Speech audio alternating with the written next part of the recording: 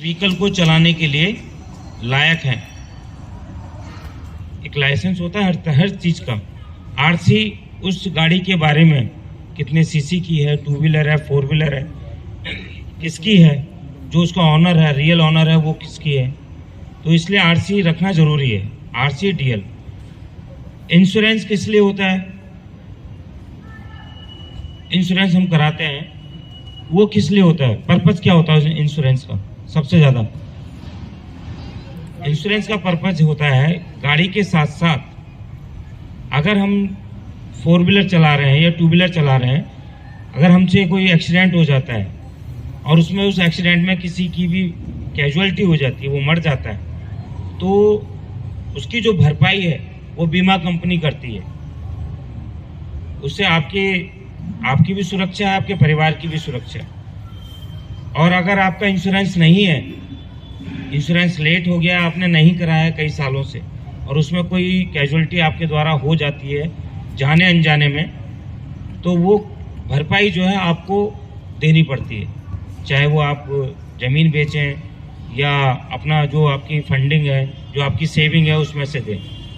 ये कोर्ट तय करता है।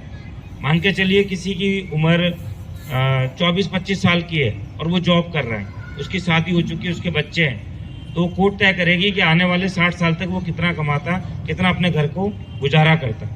तो उसी के लमसम जो है कोर्ट तय करती है। इसलिए गाड़ी का इंश्योरेंस होना बहुत जरूरी है। चौथा आता है आपका पॉल्यूशन। पॉल्यूशन इसलिए होता है कि हम लोग नेचर के साथ भी खिलवाड़ नहीं कर सकते। सबसे पहले प्रायोरिटी होती है नेचर की, जिसमें हम सांस लेते हैं, सांस छोड़ते हैं, आने वाली जनरेशन ने सांस लेगी, सांस छोड़ेगी। तो गाड़ी का पॉल्यूशन होना भी जरूरी है ताकि हमारी हवा कम प्रदूषित हो। ऐसा नहीं है कि व्हीकल भी करते हैं, फैक्ट्रियां हैं, बहुत सारी चीजें उन पे भी लागू होता है। प्रदूषण नियंत्रण बोर्ड होता है एक, जो फैक्ट्रियों के लिए बना होता है, उन पर भी लागू होता है। चौथा होता है कि जब हम घर से निकलते हैं ट्रैफिक में, तो सबसे पहले हमारी क्या जरूरी होता है? सबसे पहले जरूरी होता है सेफ्टी। सबसे पहले अपनी सेफ्टी जरूरी है। उसके लिए अगर हम बाइक से जा रहे हैं तो हेलमेट जरूर पहने। अच्छा, कुछ लोग हमसे कहते हैं कि सर हेलमेट क्यों पहने, मेरे सर में दर्द हो जाता है, मेरे गर्दन में नेक पेन होता है, डॉक्टर ने मना कर रखा है। ठीक है, कुछ प्रॉब्लम होती है, कुछ लोग झूठ बोलते हैं, कुछ लोगों के साथ होता है, लेकिन उस दर्द से ज़्यादा जरूरी है आपकी जान।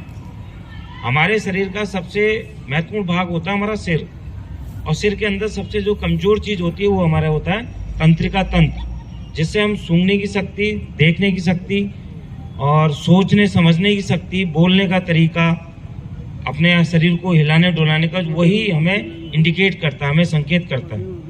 अगर उस तंत्रिका तंत्र में बाई चांस आपने हेलमेट नहीं पहना है और आप गिर गए, आपको खरोंच आई, आपके सर में जरा सा भी कोई कंकड़ घुस गया, तो उसको आपको इलाज तो कराएंगे ना।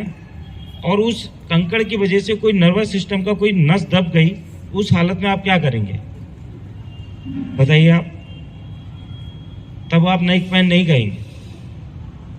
और उस खासकर तब जब आप जॉब के लिए जा रहे हो या पढ़ाई, ट्यूशन, स्कूल, आपका पैरालिसिस भी आ सकता है, आपकी याददाश्त जा सकती है, आंखों की रोशनी जा सकती है, किसी भी कोई एक भी नस आपकी दब गई तो फिर इलाज अलग से।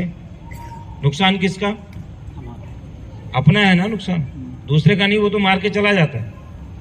और आज की डेट में शायद ही 25% ऐसे लोग हैं जिनसे एक्सीडेंट होता है और वो अपनी गाड़ी में उस व्यक्ति को लेके हॉस्पिटल एडमिट करा देते हैं, वरना 75% लग गई टक्कर और निकल जाते हैं।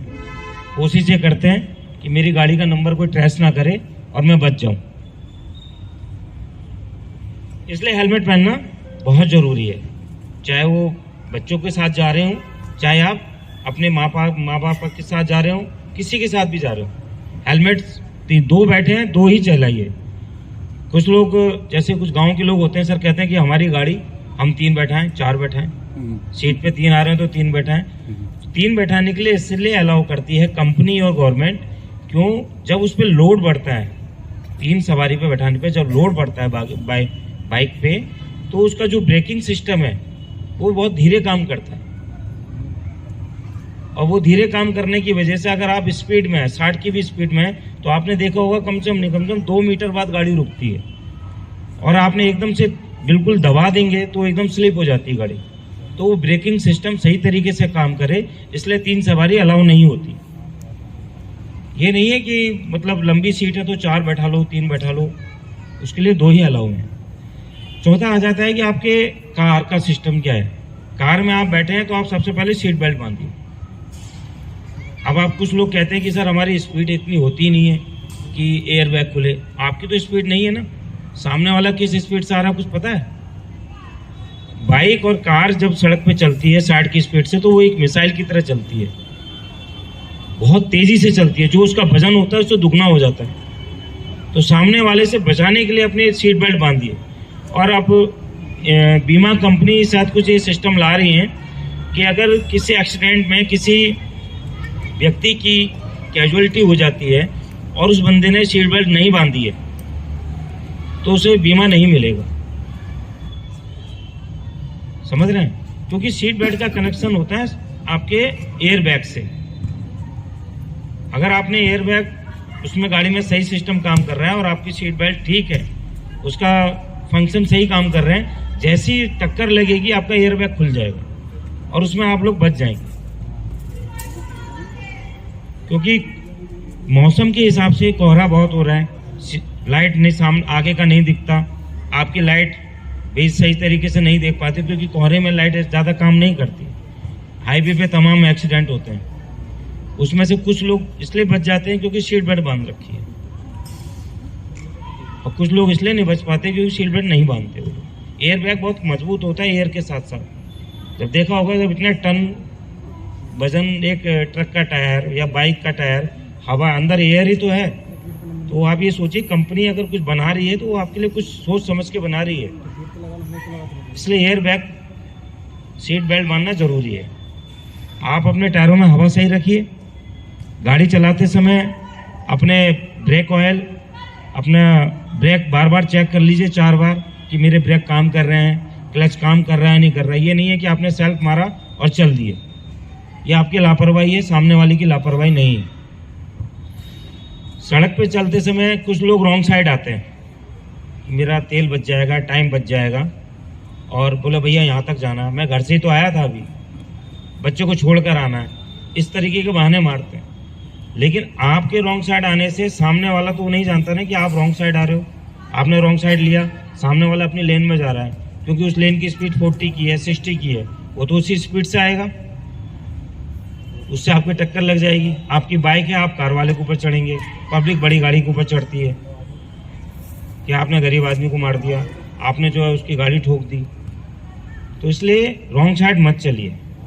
रॉन्ग साइड चलेंगे आपका ही नुकसान में, सामने वाले का नुकसान नहीं है।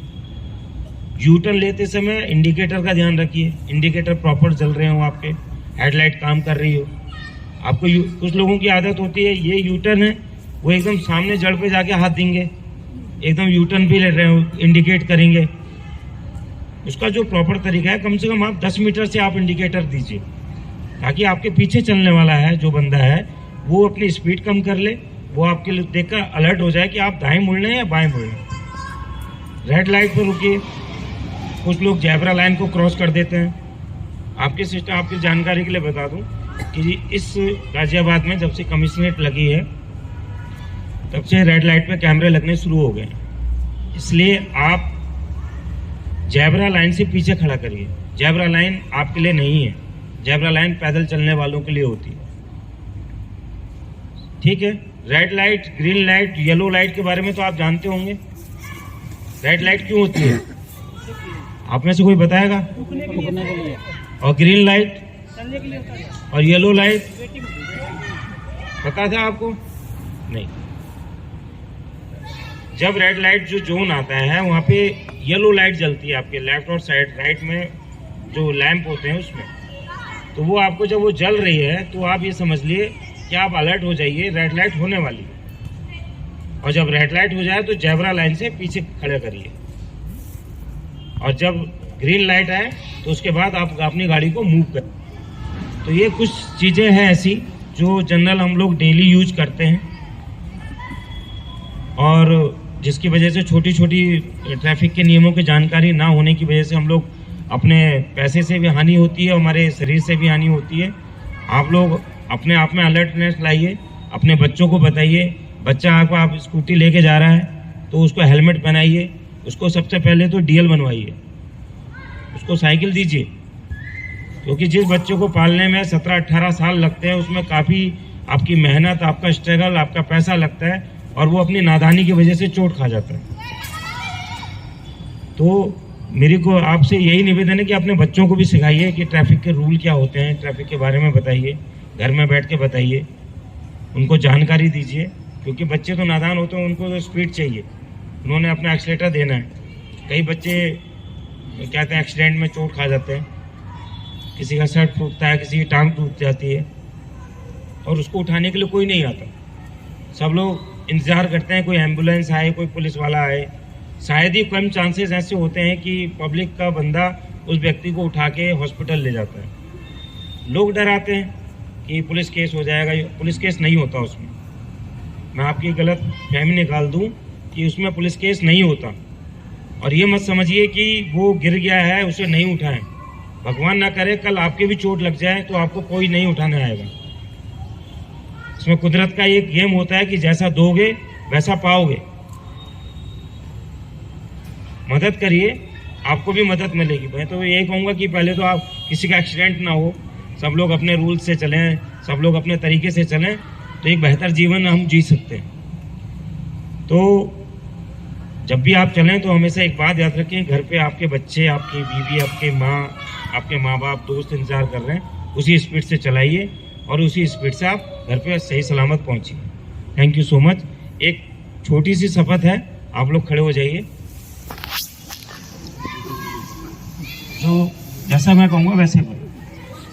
हम सब आज प्रतिज्ञा करते हैं कि मैं जब भी यातायात के अंतर्गत चलूँगा तो यातायात के नियमों का पालन करूँगा, सीट बेल्ट बांध के चलूँगा, हेलमेट पहन के चलूँगा, शराब पीकर वाहन नहीं चलाऊँगा और यातायात के नियमों का बखूबी नियम का पालन करूंगा और दूसरों को भी पालन करने के लिए कहूंगा। बखूबी पालन करूंगा और दूसरों को भी कहूंगा। जय हिंद, जय Bharat. Thank you so much.